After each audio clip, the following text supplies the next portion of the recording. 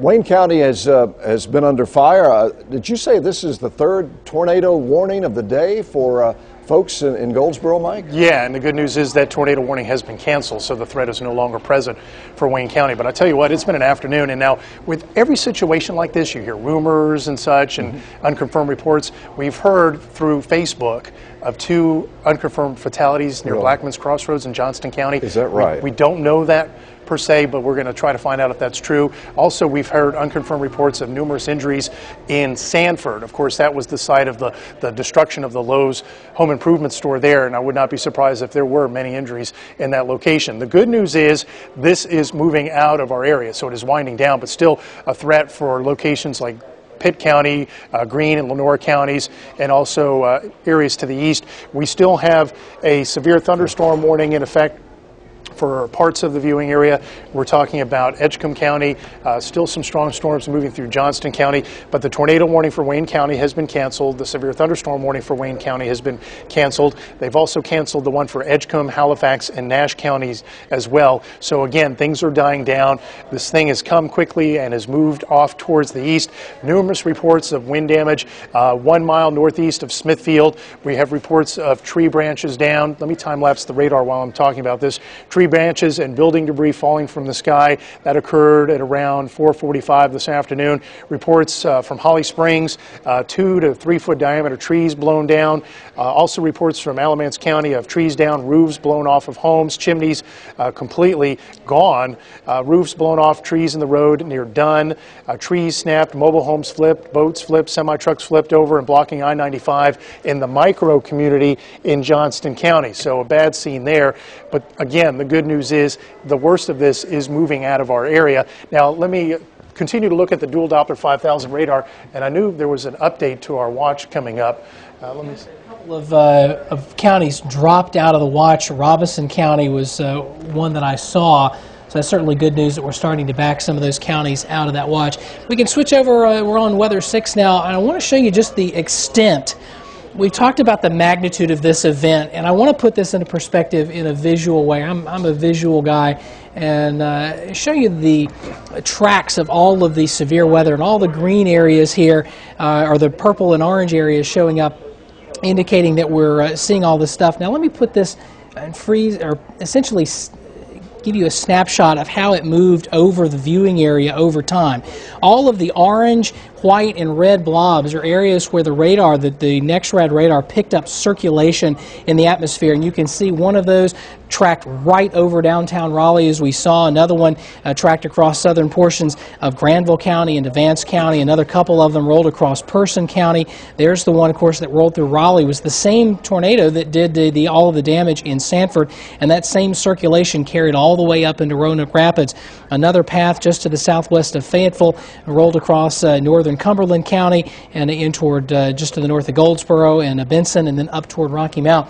And when we overlay the storm damage reports, notice that they cluster right along those lines, especially the red dots and blue dots indicating where we saw wind damage and tornado damage. A lot of that right in that corridor there along Highway 1 from Sanford up toward Raleigh, another batch up toward Person County, and then this a couple of other strings down to the south across northern Cumberland County and toward Rocky Mount even, and off toward the south and east. So it's been a very, very widespread event. You hear people talk about and make comparisons to 1984, to 1988, and I think all of those comparisons are apt. This may actually exceed those events in terms of the amount of damage that we see when it's all said and done, and the number of reports, the number of tornadoes that we've got out of here. Mike? The product you just showed, what we call the Barron button, can you go back to that again? It's just really impressive to see the extent of the storm tracks. Yeah, I've got to as soon as that finishes time-lapsing. Yeah. It's just incredible to see the amount of storm tracks out of this. Yep. Because back in 1984, that storm system, that was more confined into the southern part of the state. So it only affected a small area of our part of North Carolina, or at least our viewing area. But you look at this, and it affected a whole lot of people. So as you were saying, the two previous events pale in comparison perhaps to this one, when we finally find the extent of the damage and see the extent of the damage out of the system. And there you go. And there's a lot of it. I mean, this is talking with our general manager who, like me, lived in Texas for a number of years, and the number of times that we've seen this compared to what you would expect to see in the plains. We just don't have this around here that often, but this is exactly what we've had, and we've had a lot of damage, a lot of reports, and still have it ongoing in the eastern part of the viewing area. But I'm like you said earlier on, Mike, the video, the chat shot we got up in the box there, you can see that was the circulation as it moved into downtown Raleigh. That's what I expect to see in Abilene, Texas, or Oklahoma City, or Kansas, not in Raleigh, North Carolina, but that's the weather that we had to deal with today. And now it looks like, fortunately, most of that is now pushing toward the east. At least in the Triangle area, I think we're going to be good. Heard that the Durham Bulls are going to play their game tonight. The weather there is clearing out nicely, but still dealing with some stuff off toward the east, Mike. Well, these kind of weather events don't happen all that often, so thankfully, hopefully, I can say this with confidence, that we won't see an event like this for quite some time.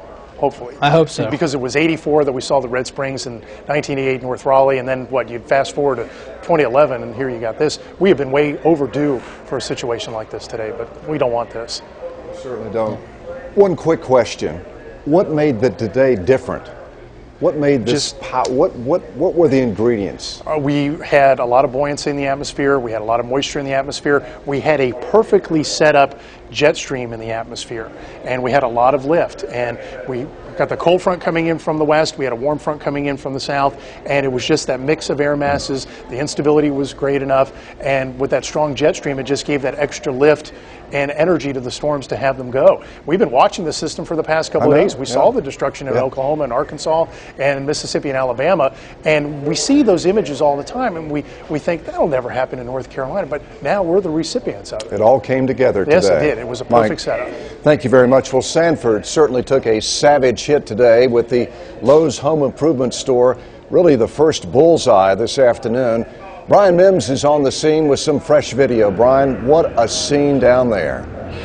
Yeah, it really is hard to describe it other than saying it's utter destruction at that Lowe's store, and I've never seen anything quite like it myself, Bill. And we do have some video, I understand, that's from YouTube that shows the funnel coming, the tornado actually touching down in Sanford. I'm not able to see this myself on the monitor, but I'm being told that you could see the debris flying. I could let the picture speak for itself. I'm sure it's just phenomenal to see that. That's, my gosh. Yeah, that is very scary.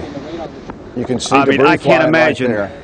Yeah, you can see it flying there, Brian, and you see a car driving down the road and the funnel cloud there, and unbelievable. I can't imagine what would be going through your mind if you're to see that spectacle bearing down on you. And that's what people here in Sanford had to experience this afternoon, especially at that Lowe's store. We talked with a number of employees who were inside the store at the time this funnel cloud just raked through Sanford. And I did an interview with a couple of fellas a little while ago, and I want to pitch to that now and just give you a sense of what it was like inside that store. Take a listen.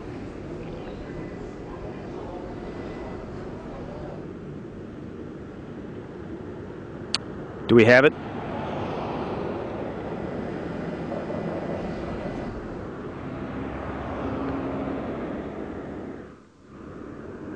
Problems getting that interview. We was on the end, on the lumber end, and we were just watching the sky. We were watching the lightning, and next thing we know, we just seen stuff twirling right behind us in behind the Tractor Supply store.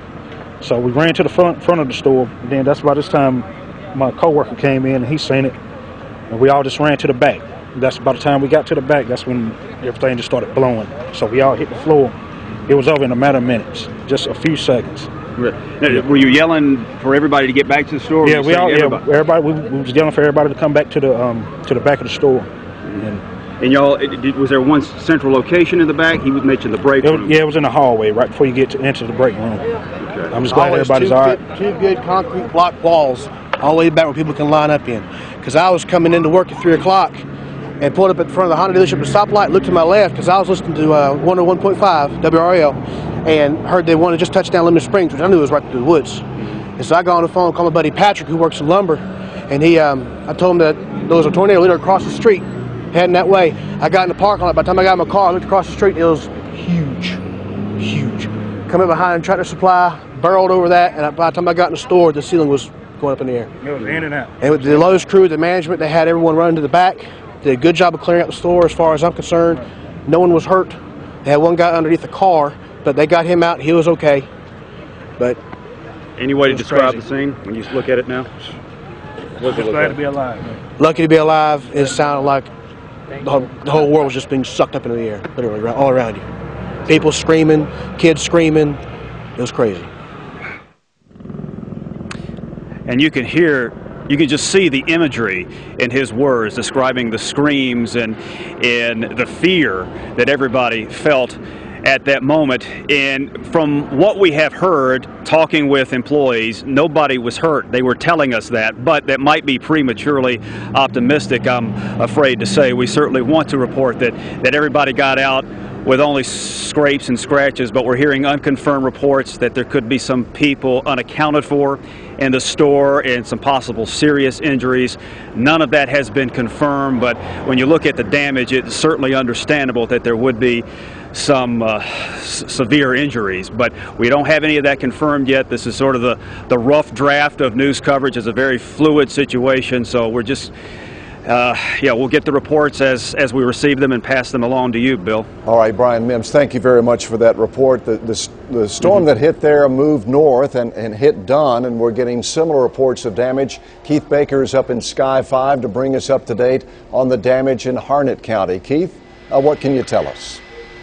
Well, this is the Food Lion warehouse facility here in Dunn. There's lots of trucks or trailers. I haven't seen any actual trucks, I guess. Just trailers that are on their side. You can see where they were set to line to be loaded up, and they've just toppled over like dominoes at times. There's also a set of railroad tracks that run by here, and it's kind of hard to tell down there, but there's a lot of trees actually that are across these railroad tracks that could cause issues here coming up. This tornado or this storm, you can tell from here, just kept moving. It's moving towards 95. You can see the debris field cut across this field here. Back down here, there's another truck that's on its side down there. There's a little shopping center, and it's just missing. The whole roof is gone. The walls are collapsed. But as the storm continued, it's headed towards 95 across this field. There's more little neighborhoods that are really torn up. There's a couple of houses here, but as we keep going through across the field to the debris field, through these trees, there's a strip neighborhood that is just it's gone. It's just awful. As you look through here, every one of these little houses, it looks like it just followed this strip of houses. And let me pull out wide, and you'll see there is nothing else around there. There are no other buildings that it could have hit. When we get to 95, traffic's moving really slow here on 95, as you can see. There's billboards down as we go. And as we keep going, it just keeps up. As more debris filled here. Pilot's helping me up front here find our way through this. But then we get to this little mobile home park, and it's just destroyed. That looks terrible. Some of the trailers, it does. Some of the trailers, there's just not there anymore. That just looks horrible. And that's near Dunn, right across from I-95, right? It's right off of I-95, yes, here in Dunn. There is a lot of rescue on the scene in this area. We have not been able to tell whether anybody is hurt bad. We have not seen anybody loaded into the ambulances, which is probably a good sign, but there is a lot of rescue in this area at the moment. It's just hard to imagine you're not going to have some injuries from a scene that looks that devastating. Again, that's Harnett County, around Dunn. My goodness, Keith, that is so disturbing as we see more and more damage from this powerful storm that hopscotched its way up our viewing area. And as you look down on the scene there, I-95, as Keith mentioned, traffic very slow. Look at all that debris just strewn all about the countryside there. And one mobile home blasted away, another one spared. You can't find words to describe the sorrow that you feel when you look down on something like that.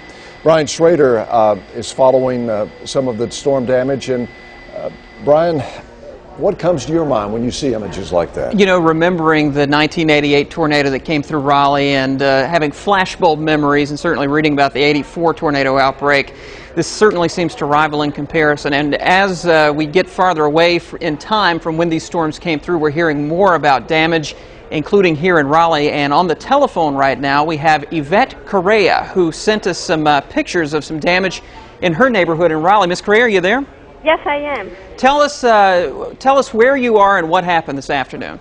Well, we were over coming actually from the Raleigh auditorium where the tornado came over us, and then they evacuated us out of there. So when we were heading home, we had report that our friend's house was struck by another house, and then when we went over to see the house, that's his house right now. It's level. He's in the hospital, but he's fine. His family and his children are okay, but the house besides his is the one that completely got leveled.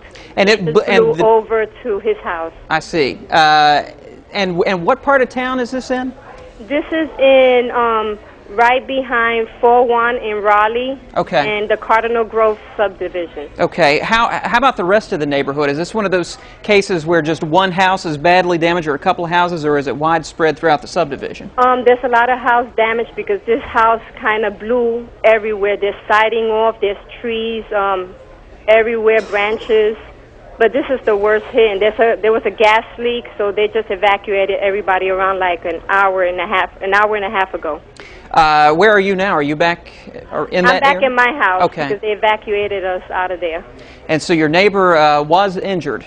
Yes, he was, because he said, I was speaking to his wife, the glass of the window just blew them over, and they just got on the floor. That's when he got hurt. He had cuts all over his face, but she's okay and the children are okay. That is good news. How is your house? We're fine. We're closer to Triangle Mall. Nothing happened this way. It was fine. Well, thank you so much for telling us that story and sending those pictures in.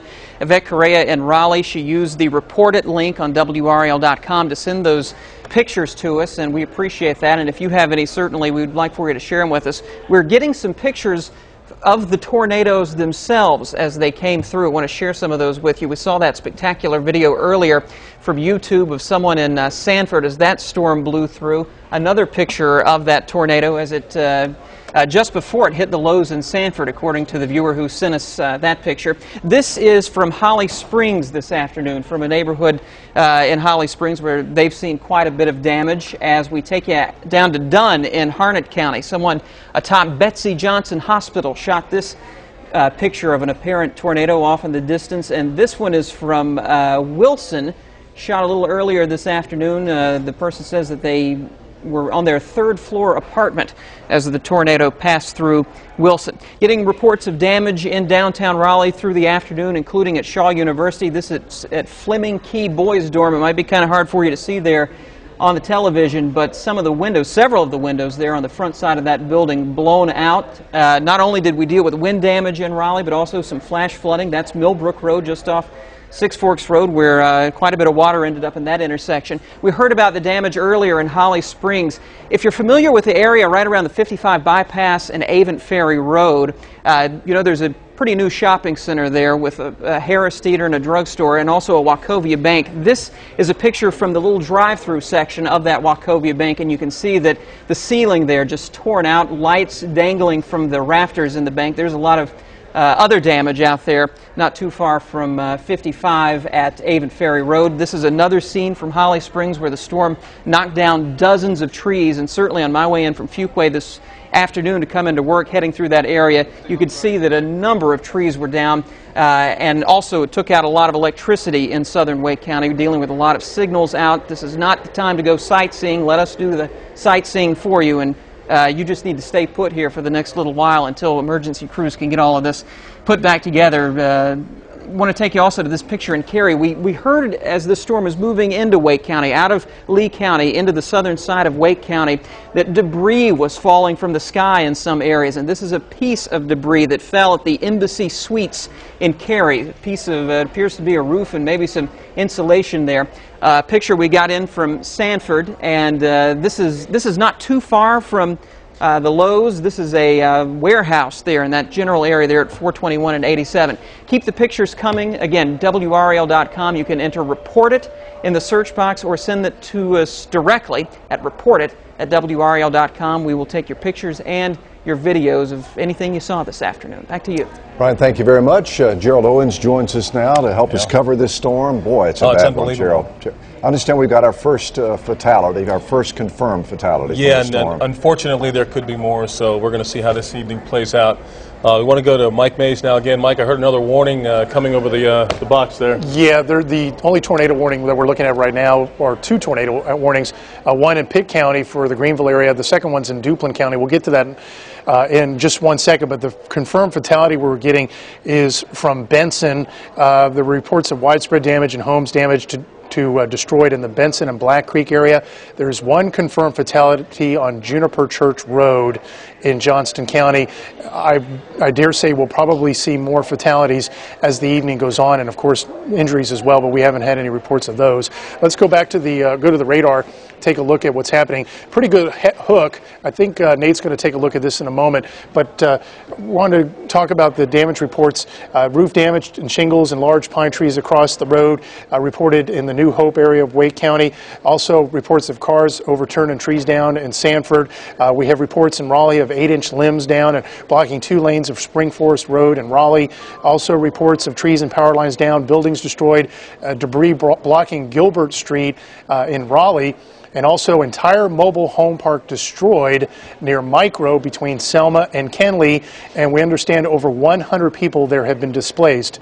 The fatality, again, is on Juniper Church Road in Johnston County near Benson, between Benson and Four Oaks. But in Micro in Johnston County, again, we have reports of an entire mobile home park being destroyed, and no reports of any fatalities or injuries out of that. That was between Micro and Selma and Kenley, and again, over 100 people displaced. But Nate, I understand you're going to take a look at the tornado warnings that are happening in the southern part of the area? That's right, and we are being simulcast on our sister station WILM, Channel 10, CBS 10 in Wilmington. So I want to address a tornado warning for Duplin County. You can see that on the radar Weather 6, and this storm just to the south of Highway 24 in Duplin County. We'll put a couple of more streets on for you here, orient you to where you are. Of course, Warsaw on the far left-hand side of your television screen, Concord down here, and Kenansville, rather, in the center part of the screen. So this is moving toward the east here shortly. Will be making its way into Onslow County and Jones County here in a little bit. So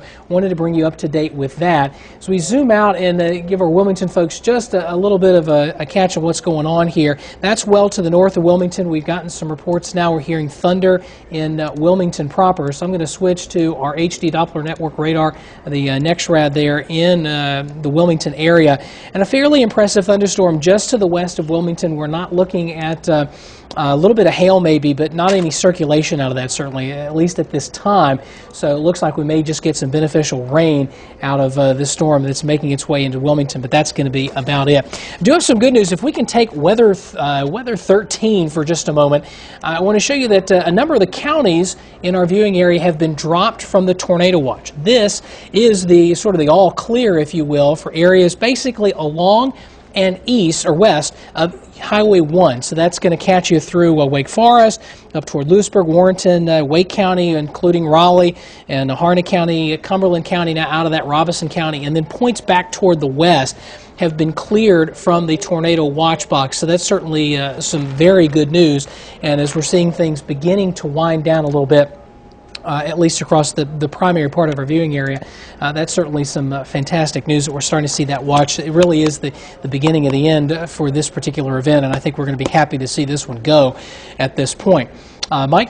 Oh boy, it's winding down, and that's certainly good news, as you said, Nate. Let's go back to the wide view of the dual Doppler 5000 radar. So Raleigh's in the all clear, Fayetteville's in the all clear, but we're still seeing more activity. Of course, Nate pointed out the Duplin County damage as well, and the tornado warning there as well, and still that tornado warning for areas north of Greenville and Pitt County, soon to be moving into Martin County. But Bill and Gerald, it has been a very extreme day around here. This is going to go down in the history books as being one of the worst tornado outbreaks across North Carolina. At least the one in 1984 only affected the southern and southeastern part of the state. This has been all of central and eastern North Carolina. Yeah, it has. And Mike, you know, I've got to wonder what kind of damage we would see if this storm system were moving more slowly. That's right. It was moving so quickly through here that it really didn't have as much time on the ground as some other storm systems that we've seen. At least we're thankful for that. I know. I remember the one in '88 came over overnight, and this one came during the afternoon. Right. So it's amazing that we haven't heard more reports of injuries and fatalities, though I'm sure we will get some more into our newsroom. Yeah. Brian Schrader's been compiling some information on the storm. Right. Yes, a lot of people sending us pictures of the tornadoes themselves. We showed some of those to you a little while ago, including one from Wilson.